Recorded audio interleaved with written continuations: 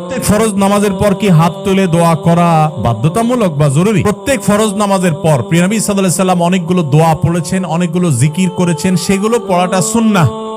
সালাম ফিরানোর পর ইমামের সাথে মুক্তাদির যে জামাতে সালাতের আয়োজন, সেটা পরিসমাপ্তি ঘটে যায় সালামের মাধ্যমে। নবী সাল্লাল্লাহু আলাইহি সাল্লাম পরিষ্কারভাবে বলেছেন, তাহরিমুহা তাকবীর ওয়া তাহলিলুহা আত-তাসলিম।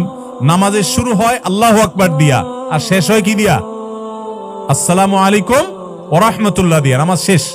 এরপর আর নামাজের কোনো অনুষঙ্গ আর বাদ থাকে না।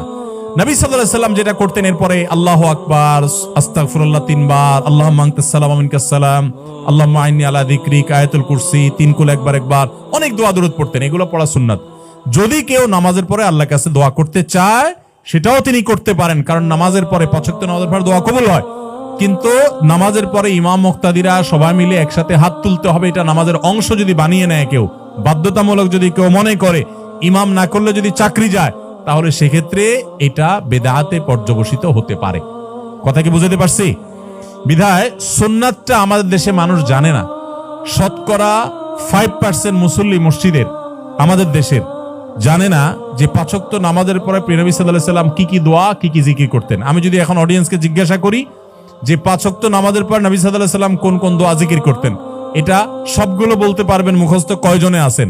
আপনারা হাত তোলেন তো দেখি কাদের কাদের মুখস্থ আছে।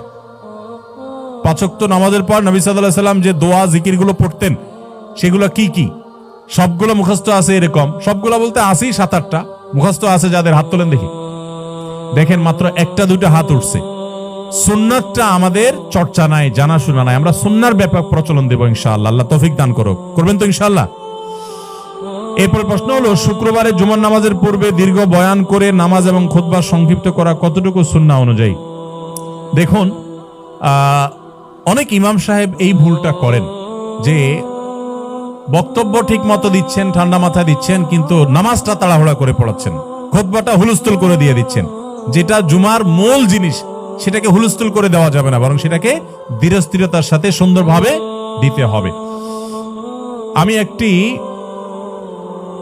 ইউনিয়নের দায়িত্বে রয়েছি, আমার কাছে টিআর কাবিলা এরকম প্রজেক্ট আসে। আমার কথা হলো, এ সকল প্রজেক্ট থেকে কি মসজিদ, স্কুল, মাদ্রাসা দান করা জায়েজ হবে কিনা জানালে উপকৃত হব।